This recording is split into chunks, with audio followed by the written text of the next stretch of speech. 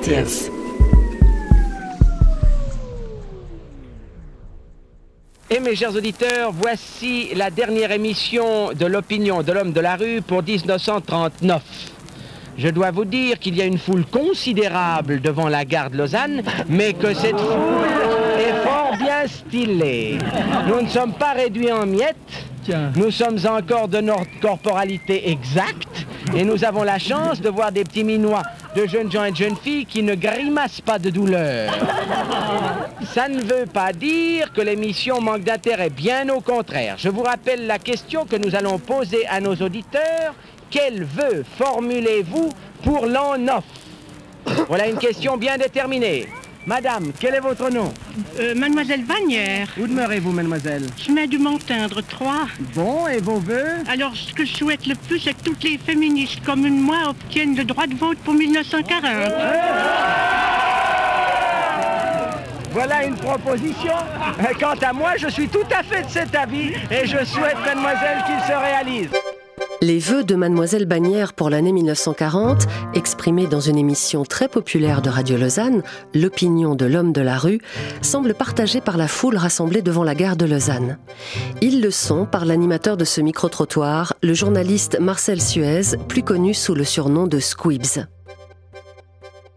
On ne peut bien sûr pas déduire de cette archive que cet enthousiasme reflète l'état d'esprit de l'ensemble de la population vaudoise à l'égard du suffrage féminin, mais le fait est que le canton de Vaud sera pionnier en la matière, puisqu'il sera le premier canton suisse à accorder le droit de vote aux femmes, le 1er février 1959. Pour en arriver là, il aura fallu compter sur l'engagement de militantes suffragistes déterminées, mais aussi sur celui d'hommes convaincus que les femmes méritaient d'être des citoyennes à part entière. C'est ce combat que nous allons vous raconter dans ce nouvel épisode de 1001 Archives.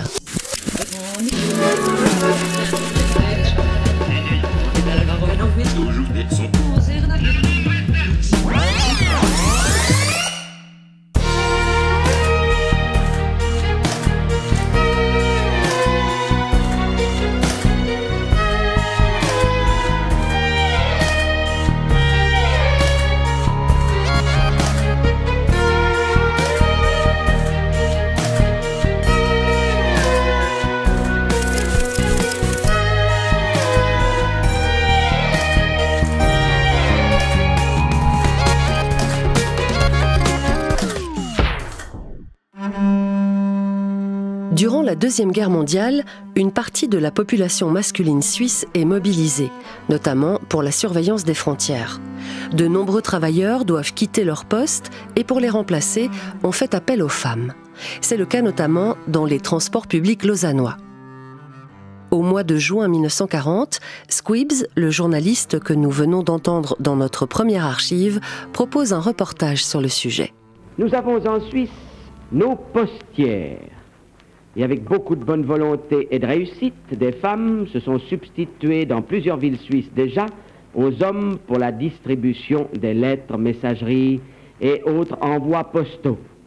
Nous avons à Lausanne nos tramelottes et cela suscite un gros intérêt.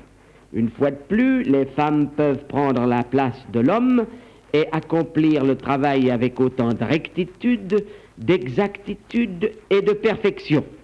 J'ai là deux de nos tramelottes, nous allons leur demander. Madame, il y a longtemps que vous conduisez une voiture automobile? Oui, monsieur, il y a 9 ans. Oh, c'est pas mal ça, nous pourrons nous confier avec tranquillité à vous. Et vous avez pris ce métier de tramelotte, pourquoi? J'ai voulu me rendre utile à mon pays. J'aurais aimé aller dans les colonnes sanitaires, mais comme il fallait m'en aller de ma famille, j'ai préféré rester sur la place de Lausanne. Très bien. Vous avez des enfants? Oui, j'ai 3 enfants. Ils sont contents de vous voir dans le tram, ça les amuse? Beaucoup. Oui, je comprends ça. Mais seulement qu'ils ne se rendent pas compte du travail qu'il y a là-dessus.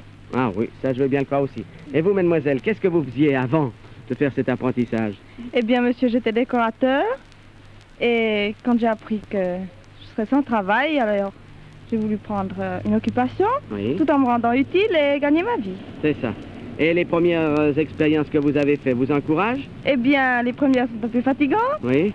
Mais j'ai bon courage. Oui, tant mieux. Monsieur Facio, combien d'heures par jour est-ce que vous demanderez de ces dames quand elles seront en service? Nous les ferons travailler 8 heures par jour. C'est ça. Et madame, vous êtes content d'être au tramway? Je suis très contente parce que je me suis rendu compte qu'il existait une grande camaraderie oui. entre tous les employés. Eh bien, madame, je vois que vous êtes émotionnée, les auditeurs le sont aussi, ils vous feront bientôt confiance. Mes chers auditeurs, nous vous avons présenté la nouvelle institution des tramelottes lausannoises. À l'instar des tramelottes vaudoises, les femmes suisses vont participer à l'effort de mobilisation et faire leurs preuves dans de nombreux domaines professionnels. À la fin de la guerre, certains considèrent que cet effort mérite d'être récompensé par le droit de vote. C'est le cas de Charles Bétan. Charles Bétan est un agriculteur. Il s'est distingué à l'armée et est devenu colonel. Il est aussi député au Grand Conseil vaudois, dans les rangs du PAI, le Parti des paysans, artisans et indépendants. En mai 1945, Charles Bétan dépose une motion auprès du Grand Conseil. Bien des années plus tard, en 1979, au micro de l'émission La vie qui va, il se souvient. J'étais tout nouveau député au Grand Conseil, parce que j'avais toujours refusé une candidature, parce que j'avais beaucoup à faire au service militaire, étant colonel, enfin lieutenant-colonel et après colonel. Et je suis entré donc au Grand Conseil en 1945. Et j'avais remarqué, parce que je suis agriculteur, et j'avais remarqué que pendant la mobilisation, les femmes avaient fourni un gros effort.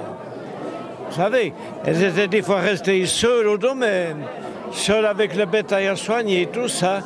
Et ça m'étonnait qu'elles n'aient rien à dire, surtout au point de vue communal, au point de vue, vous voyez, absolument rien.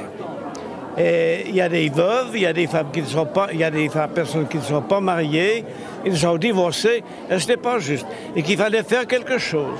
Aussi, j'ai déposé une motion, il fallait être prudent, comme le sont tous les Vaudois, n'est-ce pas? J'avais demandé qu'on fasse quelque chose au point de vue social et politique pour la femme.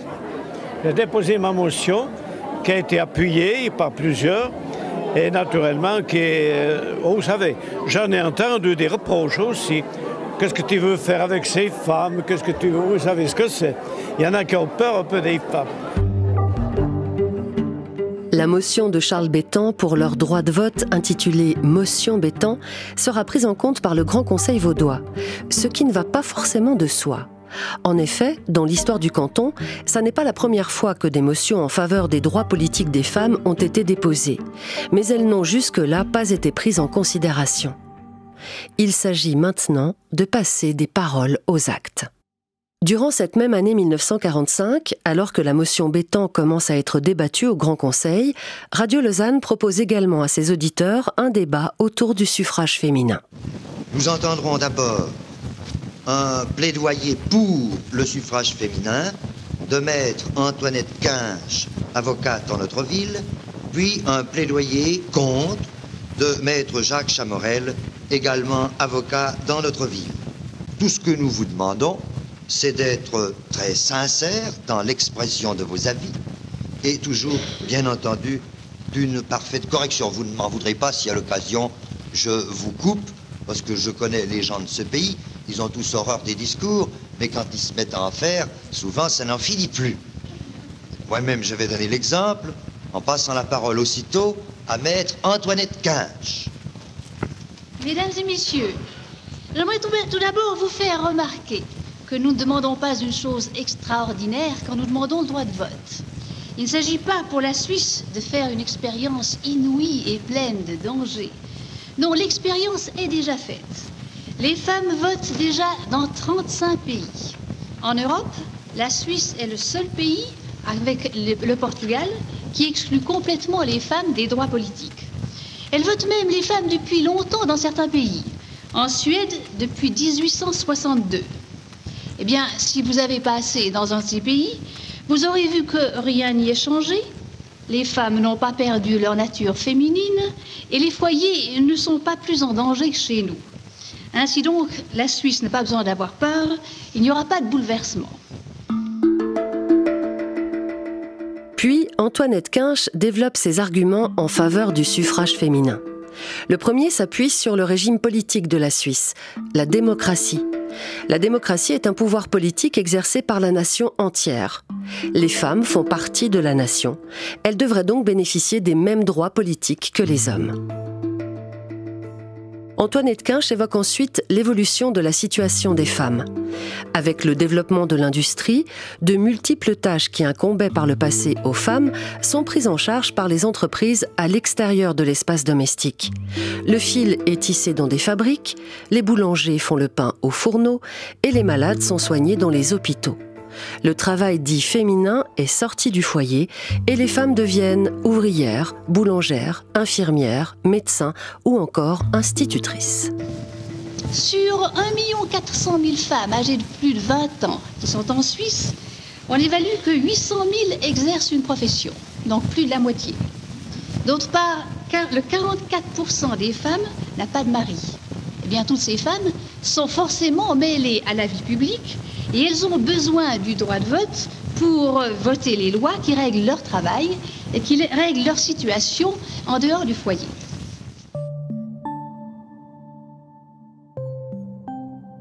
Dans la dernière partie de sa plaidoirie, Antoinette Kinch défend l'idée selon laquelle les femmes seraient de meilleures promotrices de la paix que les hommes.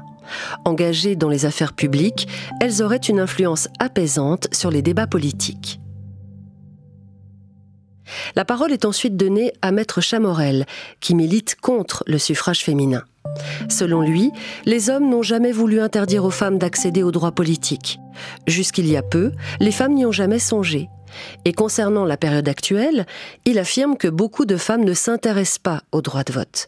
En ville peut-être, mais certainement pas dans les campagnes.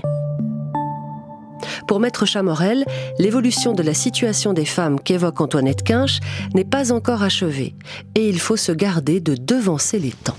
La modération s'impose d'autant plus en l'espèce qu'en Suisse, les droits politiques représentent bien autre chose que dans les grands pays que vous avez cités.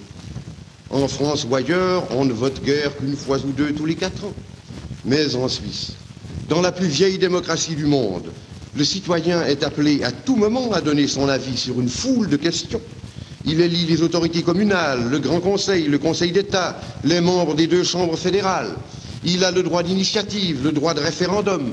Toute modification constitutionnelle, en principe du moins, doit lui être soumise. C'est dire qu'il prend à la conduite des affaires une part infiniment plus grande, plus active et plus directe qu'ailleurs. Dans ces conditions, l'intrusion subite et massive d'électrices, en nombre au moins égal aux électeurs anciens, ne me paraît pas désirable. Elle risquerait de modifier brusquement la physionomie du corps électoral et d'apporter des secousses sérieuses à la marche des affaires. Pour toutes ces raisons, je pense qu'il convient de se montrer prudent et qu'une innovation aussi profonde que celle-là, si elle doit être introduite, ne doit l'être que d'une façon progressive et dans les domaines seulement où elle s'adapte réellement à une situation de fait. Pour Maître Chamorel, les femmes n'ont donc encore ni l'envie réelle, ni les compétences pour devenir des citoyennes à part entière. Antoinette Kinch s'inscrit en faux contre l'idée du désintérêt de certaines femmes pour la cause suffragiste, et notamment des femmes vivant à la campagne. Elle répond à Maître Chamorel en faisant une référence directe à la motion de Charles Bétan, dont nous avons parlé plus haut, qui a été déposée la même année au Grand Conseil. Vous me dites que dans la campagne vaudoise, il n'y a peut-être pas beaucoup de féministes. Eh bien, je dois m'inscrire contrairement à cette idée-là. Parce que nous avons en ce moment une motion au Grand Conseil. Les sociétés féminines s'est adressé aux sociétés pour leur demander d'appuyer cette motion. Eh bien, parmi les sociétés qui appuient cette motion, il y a l'Association agricole des femmes vaudoises. Ce sont pourtant des paysannes. Il y a des unions de femmes de Lavaux, de Rolles, d'Avance, de Morges, de Moudon, de Roche, de Châteaudet. Donc, dans toute la campagne vaudoise, les unions de femmes et les femmes appuient l'idée du suffrage féminin. À en croire Antoinette Kinch, les femmes vaudoises sont nombreuses à désirer voter. Cet engagement sera-t-il suffisant pour décider les Vaudois ?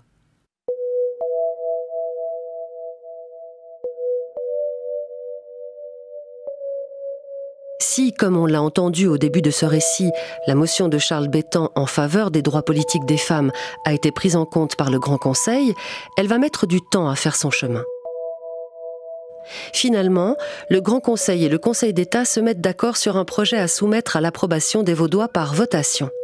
Accorder le droit de vote aux femmes au niveau communal, mais de façon facultative. C'est-à-dire que seules les communes qui en font la demande l'accorderont à leurs habitantes. Cette proposition ne plaît pas vraiment à Charles Bétan, l'initiateur de la motion. Ils ont fait un premier projet au Conseil d'État, Grand Conseil, pour donner la vote des femmes au communal, aux communes qu'ils demandaient. Et je n'étais pas tellement d'accord avec cette combine, mais enfin j'ai appuyé quand même, mais pas de toutes mes forces. Parce que, voyez, une femme pouvait voter une commune, elle changeait, elle ne pouvait plus rien dire.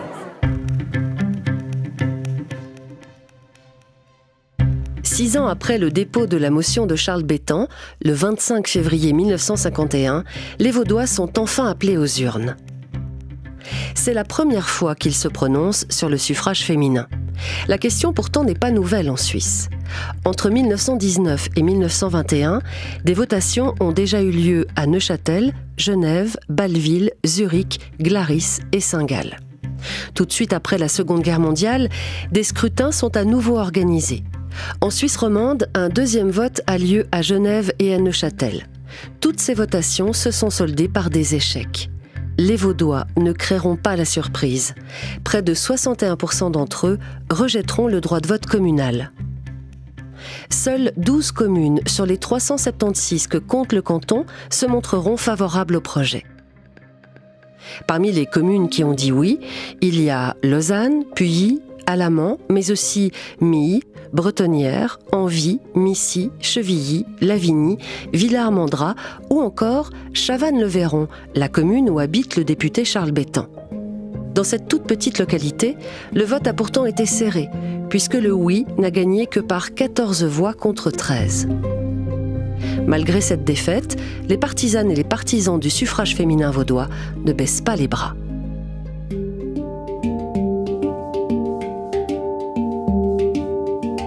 Une des femmes les plus actives dans le combat pour le suffrage féminin dans le canton est Antoinette Kinch, l'avocate qu'on a entendue défendre la cause des femmes lors du débat de Radio Lausanne de 1945, il y a quelques instants.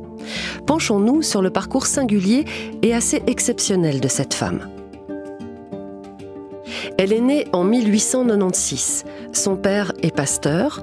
Avec sa mère d'origine anglaise, elle a assisté, jeune fille, à des manifestations de suffragettes en Grande-Bretagne. Antoinette Kinch est la première fille à entrer au collège de Lausanne grâce à l'insistance de son père. Elle est aussi une des premières vaudoises à obtenir, en 1923, son doctorat en droit. Elle sera aussi la première femme membre du barreau vaudois et la première à ouvrir une étude d'avocat dans le canton. Antoinette Kinch fait partie très tôt de l'Association vaudoise pour le suffrage féminin, dont elle sera la présidente pendant 27 ans. Elle est également active au sein de l'Union des femmes lausannoises, où elle met ses compétences juridiques au service des femmes des classes populaires pour les soutenir dans des procédures de divorce, pour des adoptions, des problèmes d'héritage. Elle va se battre contre certaines injustices du droit qui, par exemple, enlèvent la nationalité suisse aux femmes qui épousent des étrangers. Elle s'engagera aussi pour améliorer les conditions de vie des femmes en prison. Antoinette Kinch milite également pour le suffrage féminin au niveau national. En 1927, elle rejoint la SVF, l'Association suisse pour le droit de vote des femmes. En 1928, elle devient membre du comité central et occupera plus tard le poste de vice-présidente. Elle sera aussi présidente de l'Association des femmes universitaires suisses de 1932 à 1935. Antoinette Kinch publie régulièrement des articles dans les journaux. Elle donne aussi de nombreuses conférences. Son thème de prédilection est bien sûr le suffrage féminin, mais elle aborde aussi des questions de droit et de société, comme le régime du mariage ou encore le pastorat féminin. Enfin, Antoinette Kinch est engagée politiquement. Elle a rejoint le Parti radical démocratique suisse et a fondé le groupe des femmes radicales à Lausanne. En 1979, dans l'émission Réalité, la journaliste Marie-Claude Leburg évoque le style et l'allure de cette militante de la cause des femmes. Je me souviendrai toujours de maître Antoinette Kinch, très gracieuse, très charmante, très belle, avec toujours de merveilleux colliers, une robe exquise, et vraiment se faisant l'apôtre mais se faisant l'apôtre avec charme, sans agressivité, de la cause des suffrages féminins. Marie-Claude Leburg insiste sur la grâce et le charme d'Antoinette Kinch. Une manière peut-être de montrer que les suffragettes ne correspondent pas forcément aux clichés qui circulent sur elles.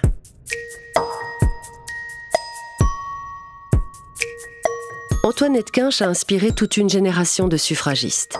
Comme en témoigne Gertrude Girard-Montet, autre grande figure vaudoise du suffrage féminin, dans une émission de la radio romande en 1984, émission animée par Marie-Claude Leburg.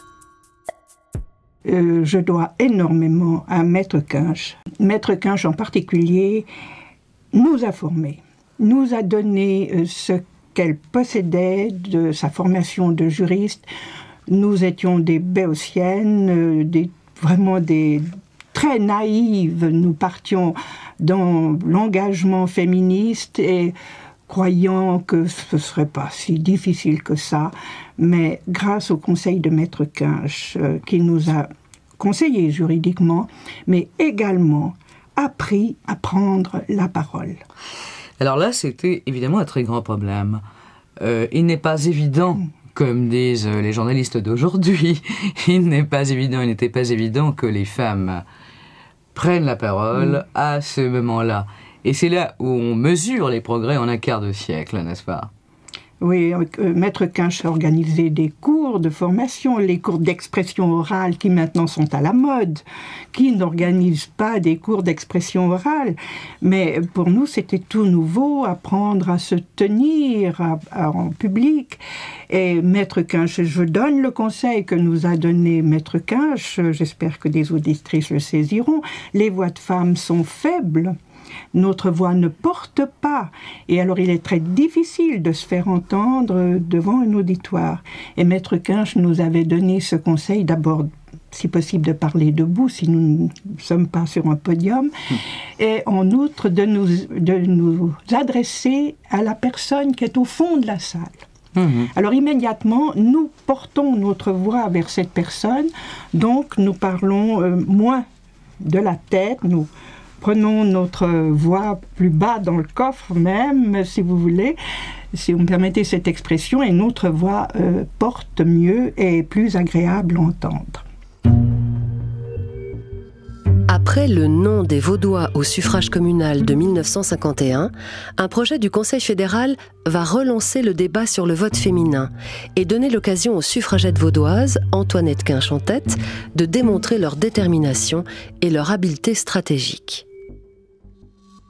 Lors d'une session parlementaire à Berne au mois de décembre 1956, les chambres fédérales se mettent d'accord sur un projet qui a été initié par le Conseil fédéral. Soumettre les femmes du pays à un service civil obligatoire. En cas de conflit, les Suissesses devraient être capables de prendre en charge la garde des immeubles. Le Conseil fédéral décide de soumettre rapidement cet objet au vote populaire. Une date est arrêtée. Ce sera le 3 mars 1957. La décision des autorités fédérales va provoquer une réaction immédiate du côté des féministes vaudoises qui s'expriment par voie de presse. L'Association vaudoise pour le suffrage féminin proteste contre la décision des chambres qui impose un service civil aux femmes alors qu'elles sont privées de droits politiques et n'ont pas la possibilité de voter l'article 22 bis de la Constitution fédérale. La Suisse, qui se prétend démocratique, exerce ainsi une dictature féminine sur les femmes. Extrait du journal de Puy, 28 décembre 1956. L'Association suisse pour le suffrage féminin se joint à la protestation. La décision des chambres fédérales d'inscrire dans la Constitution suisse le service obligatoire dans l'organisation de la protection civile a déclenché une véritable stupeur parmi la grande majorité des femmes. Durant les 2 guerres mondiales, les femmes suisses ont suffisamment prouvé qu'elles sont disposées à rendre volontairement les services nécessaires. Aussi longtemps que les citoyennes suisses sont privées des droits politiques et ne jouissent pas de l'égalité devant la loi assurée par la Constitution, admettre cette obligation nous apparaît comme un abus de pouvoir manifeste. Extrait de la feuille d'avis de Lausanne, 28 décembre 1956.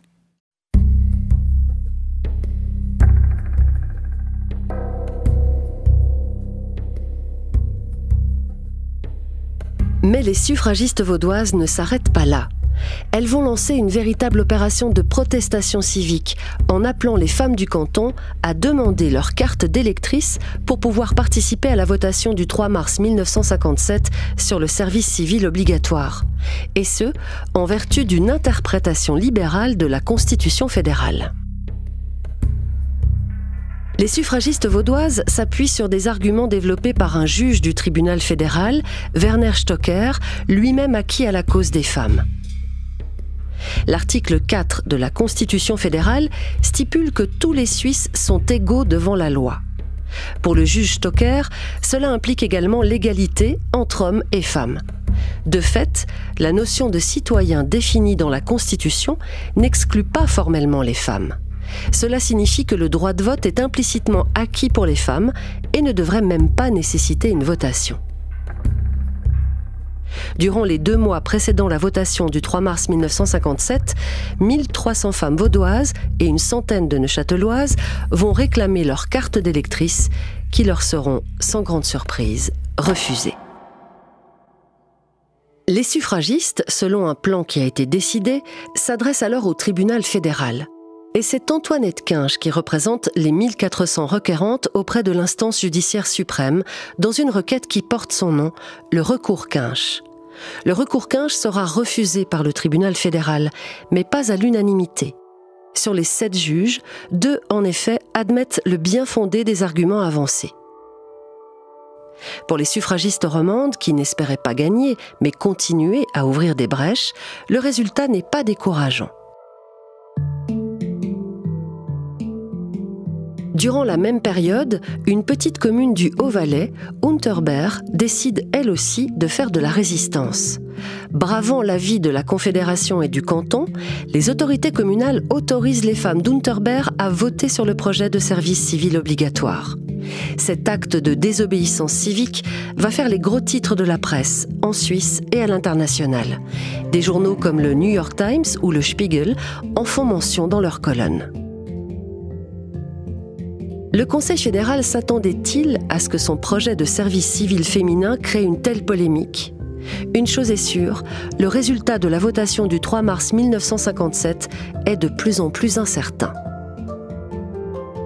Le 25 février 1957, quelques jours seulement avant la votation, ce même Conseil fédéral publie un message. L'annonce est de taille. Les 7 sages proposent purement et simplement aux chambres fédérales d'instituer le suffrage féminin en Suisse.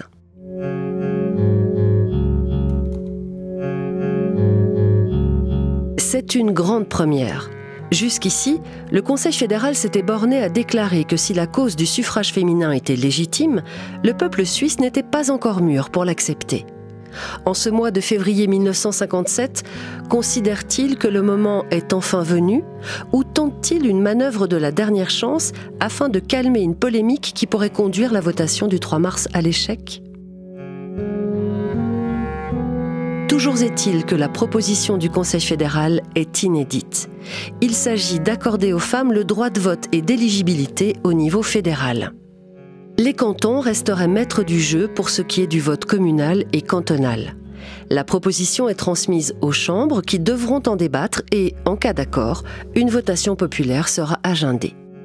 Malgré l'annonce de dernière minute du Conseil fédéral, le projet de service civil obligatoire pour les femmes sera rejeté par près de 52% de la population.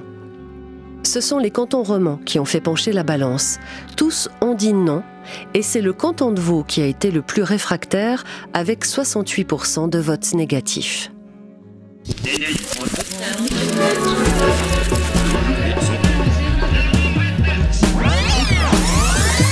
Le pari du Conseil fédéral s'est soldé par un échec. Mais son projet d'offrir le droit de vote aux femmes fait son chemin au Parlement.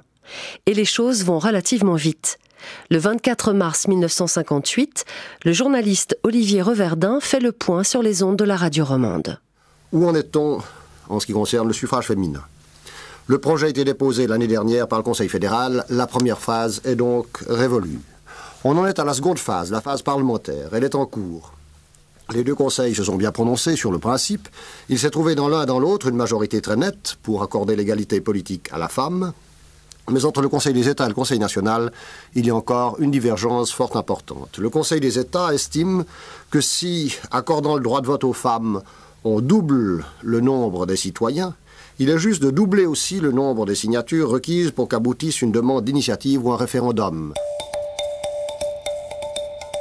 Même si les chambres sont en discussion sur des points spécifiques, la question de principe, comme le dit Olivier Reverdin, semble acquise. Tout n'est pourtant pas si simple.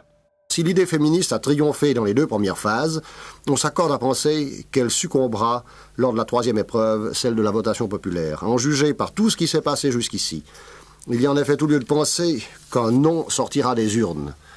C'est d'ailleurs la raison, si paradoxale que cela puisse sembler, pour laquelle aux chambres, des députés partisans convaincus du vote des femmes ont voté contre le projet, estimant que la cause féministe avait tout à perdre à être exposée actuellement à un refus du peuple et des cantons. Tandis que d'autres députés, adversaires du suffrage féminin, ont voté pour le projet dans l'idée que le peuple, comme disait l'un d'eux, allait balayer tout ça et qu'on n'en parlerait plus. Certains opposants au droit de vote des femmes se livrent donc à un calcul politique. Soutenir une cause dont ils savent qu'elle va échouer en votation. Le journaliste Olivier Reverdin conclut son analyse par un commentaire. Permettez-moi, après avoir fait le point de la situation, vous avoir exposé où l'on en est, de conclure par une appréciation plus personnelle. Partisan convaincu moi-même du suffrage féminin, je ne crois pas qu'il y ait actuellement la moindre chance de le voir adopté par le peuple et les cantons sur le terrain fédéral. Mais on peut espérer que dans 1 ou 2 cantons, il y aura une majorité pour l'égalité politique de la femme. Ce serait un point d'appui, une base qui permettrait, dans ces cantons, sur le plan cantonal, au moyen d'autres projets, d'autres initiatives, d'accorder le droit de vote aux femmes. Et on peut alors espérer que peu à peu, ce mouvement gagnera tout le pays. Mais il faudra de la patience, beaucoup de patience, comme le disait quelqu'un, que les femmes qui désirent voter, avoir les droits politiques, ne se réjouissent pas de la décision qui vient d'être prise par les chambres. Il y a encore très loin de la coupe aux lèvres. Olivier Reverdin décrit la future votation comme un marché de dupes, et ses pronostics sont des plus pessimistes. Le journaliste espère tout au plus que quelques cantons vont dire oui, et amorcer ensuite un processus qui pourrait aboutir pour les femmes à l'obtention des droits politiques cantonaux. Mais les autorités vaudoises ne vont pas attendre la votation fédérale pour remettre la question du suffrage féminin cantonal au cœur du débat politique. Si les hommes suisses dans leur majorité ne semblent pas prêts à accorder le droit de vote aux femmes, les Vaudois, eux, le sont peut-être. C'est ce que pense le Conseil d'État vaudois, et notamment Gabriel Desplan, un conseiller d'État radical, partisan de longue date du suffrage féminin. En 1969, sur les ondes de la radio romande, il revient sur l'analyse de la situation faite par l'exécutif vaudois de l'époque. On pouvait constater chez nous que le vaudois évolue peut-être assez lentement lorsqu'il s'agit de changer ce qu'on avait considéré depuis des siècles comme étant éternellement admis. Mais enfin, on sentait malgré tout une évolution dans le canton de Vaud. Évolution qui s'est manifestée peut-être pas suffisamment, enfin pas comme nous l'aurions voulu, déjà environ 10 ans plus tôt, ou plutôt en 1951, lorsque nous avons proposé l'introduction du suffrage féminin sur le plan communal. Là, cette proposition a été assez largement balayée par les électeurs vaudois, par les hommes vaudois, mais il faut tenir compte d'une chose tout de même, c'est que si nous avons perdu à ce moment-là, il y avait environ 25 000 citoyens qui ont accordé leur voix, leur suffrage au suffrage féminin. C'était tout de même déjà quelque chose sur un pays comme notre canton de Vaud. C'était en tout cas suffisant pour nous encourager à aller plus loin. Le Conseil d'État soumet donc sans tarder un projet de modification de la Constitution vaudoise qui accorde aux femmes vaudoises le plein exercice de leurs droits politiques. Un projet qui est accepté en mai 1958 par le Grand Conseil. Les Vaudois devront donc à nouveau passer aux urnes. Du côté fédéral, les chambres sont aussi parvenues à un accord. La date de la votation fédérale est fixée au 1er février 1959. Le Conseil d'État vaudois décide alors de faire coïncider la date des 2 votations. Le 1er février 1959, les Vaudois devront à la fois se prononcer sur le suffrage féminin fédéral et cantonal. Les suffragistes vaudoises ont suivi et soutiennent tout ce processus. Elles seront très actives durant la campagne précédant les 2 votations, accumulant les conférences dans les villes et les villages. Antoinette Quinche est bien sûr présente.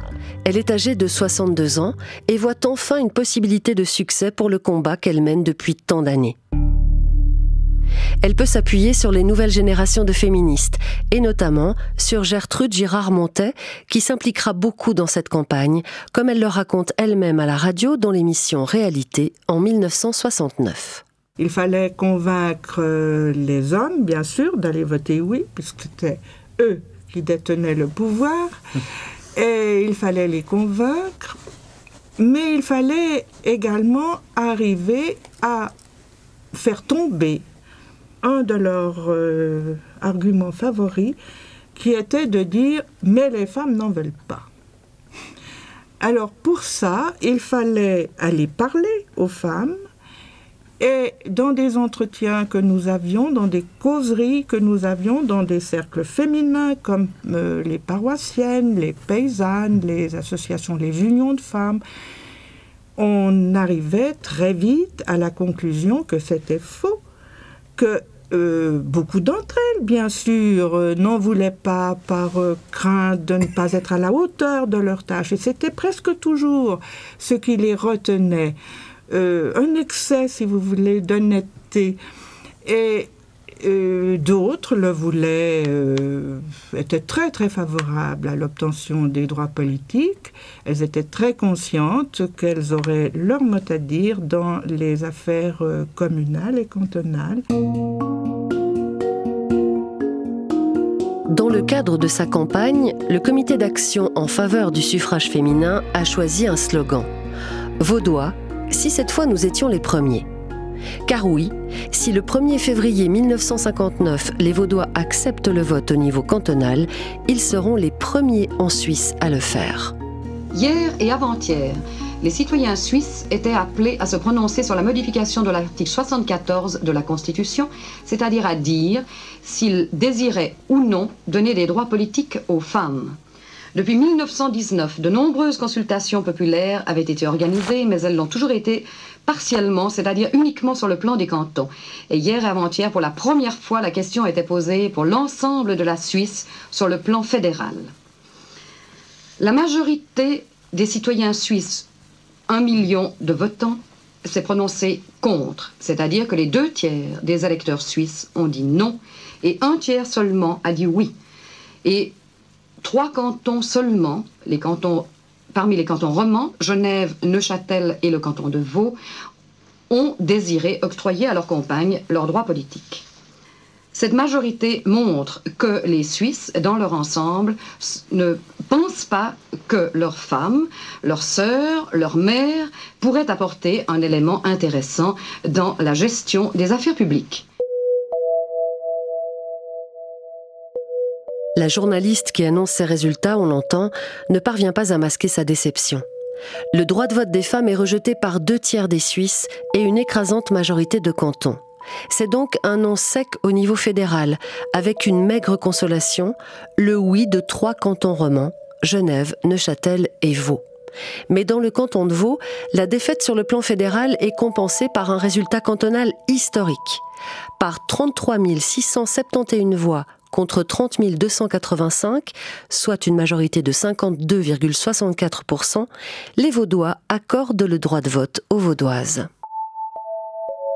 Pour les suffragistes, pour Antoinette Quinche et Gertrude Girard-Montet, pour leurs alliés masculins, Charles Bétan, Gabriel Desplans, ce 1er février 1959 est un jour de victoire.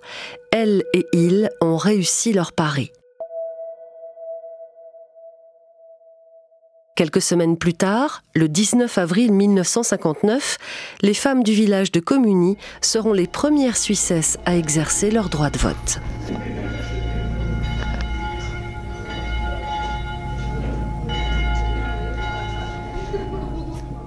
Ce sont les cloches du petit village de Communies, village vaudois dont l'origine remonte à l'époque romaine. Communies, une église dont le clocher trapu semble adresser un salut amical aux clochers plus élancés dans la verdure et dans les arbres en fleurs. Communies, un village qui tient ses assises juste au-dessus de Coppet, à quelques 45 km de Lausanne, à quelques 12 km de Genève, un village de 350 âmes réparties en quelques 90 familles. Actuellement, je vous parle d'une des salles du collège. Il est un peu plus de 13h30, oui, et depuis un moment, dans cette salle où, au travers des fenêtres, on aperçoit le château de Madame de Staël, on est en train tout doucement de tourner une page d'histoire suisse. Oui, cela a l'air d'un grand mot, mais c'est pourtant bien vrai. En effet, depuis quelques minutes, hommes et femmes se retrouvent pour la première fois dans notre vie politique devant l'urne.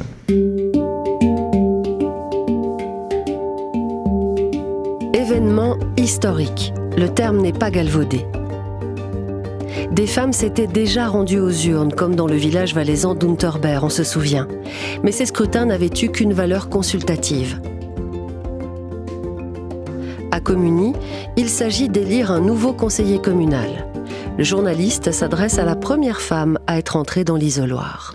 Eh bien, madame, vous avez encore votre carte d'électrice à la main. Je crois que vous êtes la première Suissesse qui a voté. Vous savez, puisque vous êtes la première dame de Communies qui est passée dans l'isoloir, on peut considérer que vous êtes la première Suissesse qui y a voté. Est-ce que ça vous a beaucoup ému, madame, que Oui, de voter? un peu. Oui, on voit d'ailleurs. Vous êtes encore un tout petit peu troublée, vous souriez, mais tout à l'heure, lorsque vous c'était, êtes ressortie, vous étiez un peu tremblante, comme ça. Un tout petit peu tremblante. Oui. Ça correspond vraiment à quelque chose pour vous. Mais on ne va pas vous demander pour qui vous avez voté. Mais maintenant, j'aimerais bien avoir... Oh, la doyenne, bien sûr, parce que ça n'est pas la vraie... Est-ce qu'on ose vous demander votre âge, madame? Je sais que ça ne se fait pas d'ordinaire, mais tout à l'heure, vous m'avez dit qu'on pouvait. À mon âge, vous pouvez me le demander. 80. Vous avez 80. Mais oui. Ça doit être quelque chose de formidable pour vous, pour la première fois dans votre vie, voter. Parce qu'il y a, je suis bien certain qu'il y a 50 ans, vous n'auriez jamais songé une seconde. Ça dépend. Vous viendrez... Si? Ah, pourquoi pas? Il y a longtemps que vous attendiez ça. Mais bien sûr. Et vous estimez que c'est normal, je pense. Et puis surtout depuis que j'étais en Amérique, vous voyez. Alors à présent, ça m'a tout à fait mis dans l'idée de voter, vous voyez. Et vous trouvez que les dames ont vraiment leur mot à dire? Elles ont leur mot à dire, certainement. Surtout dans un cas comme celui d'aujourd'hui, n'est-ce pas? Ça me paraît bien logique. Bien sûr. Puis c'est le premier pas qui compte, madame. Voilà, alors c'est tout. C'est tout. Alors la doyenne s'en va. Je dois dire que ça se passe d'une façon extrêmement décontractée, extrêmement joyeuse. Ce sont des votations vraiment très optimistes. Et j'aimerais encore demander un mot alors à monsieur le syndic, s'il vous plaît. Est-ce que vous pourriez nous dire votre satisfaction? Car je pense que pour vous, ça correspond à quelque chose d'important aussi, cette journée. Oh oui, on peut dire que c'est important. Je suis heureux que les dames puissent voter parce que dans nos petites communes villageoises, on a beaucoup de peine à trouver souvent des hommes qui veulent remplir toutes les fonctions que nécessitent les obligations villageoises. Et je suis heureux que les dames puissent voter, ainsi elles pourront remplir des tâches qui leur sont bien dévolues. Eh bien écoutez, je le disais tout à l'heure, c'est une page de l'histoire que nous avons tournée. Je sais qu'il y en aura de nombreuses autres et ça nous fait fort plaisir de penser que ça y est, cette fois, les dames votent, tout au moins ici dans le canton de Vaud. Espérons qu'elles se manifesteront très souvent aux urnes, non seulement ici à Communies, mais un petit peu partout dans les différentes villes du canton, dans les différentes autres communes. Eh oui, nous l'espérons. Eh bien, je vous remercie, monsieur le syndic, et félicitons toutes ces dames qui, pour la première fois dans notre histoire, ont voté.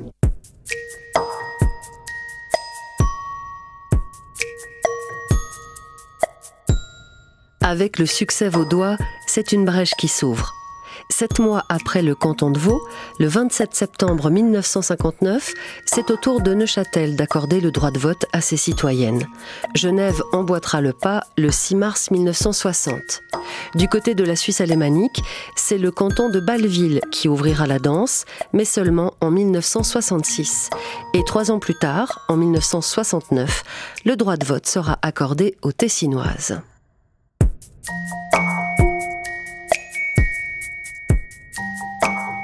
Les militantes vaudoises ne vont pas se reposer sur leur laurier. Gertrude Girard-Montet, qui fut, on l'a entendu dans ce podcast, une des chevilles ouvrières de la victoire des Vaudoises, poursuit le combat. En 1968, elle devient la présidente de l'Association suisse pour le suffrage féminin. Elle va engager toute son énergie pour que les femmes décrochent enfin le droit de voter au niveau fédéral. La télévision suisse romande la retrouve au début de l'année 1971, quelques jours avant la votation. Pour vous, madame, et je crois depuis un certain nombre d'années, le droit au suffrage féminin est précisément un droit, une évidence. Alors, dans quel état d'esprit vous êtes à 5 jours de cette votation? en ayant encore à donner votre temps, votre énergie pour une chose qui devrait aller de soi? Oh, moi, je trouve ça aberrant, mais je refuse de m'appesantir sur cette situation parce que les bras m'en tomberaient alors. Non, je fais ce qu'il faut faire puisqu'il n'y a pas d'autre moyen que c'est le seul moyen pour acquérir ses droits. Vous êtes à la veille de la votation et vous avez 30 secondes, 1 minute pour l'ultime conclusion sur pourquoi voter oui. Qu'est-ce que vous diriez? Pourquoi voter oui? Tout simplement parce que les femmes font partie du peuple, que le peuple vote, donc les femmes doivent voter. Ça me paraît évident et logique.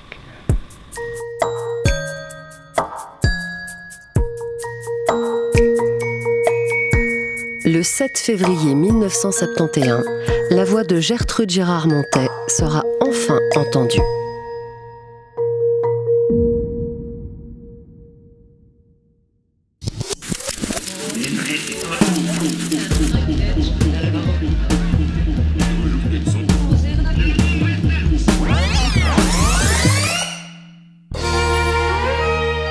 C'est la fin de cet épisode de 1001 Archives. 1001 Archives est un podcast proposé par les archives de la RTS. Cet épisode a été écrit par Sophie Meyer, réalisé par Samuel Morier-Genoux, produit par Pauline Vrolix, avec les voix de Sophie Richard et de Pauline Vrolix. Vous retrouverez l'intégralité des archives que vous avez entendues au cours de ce récit et d'autres archives sonores et audiovisuelles sur notre site internet rts.ch/archives au pluriel. Et pour ne rater aucun épisode, mettez ce podcast en favori sur l'application Play RTS ou abonnez-vous sur les plateformes d'écoute habituelles.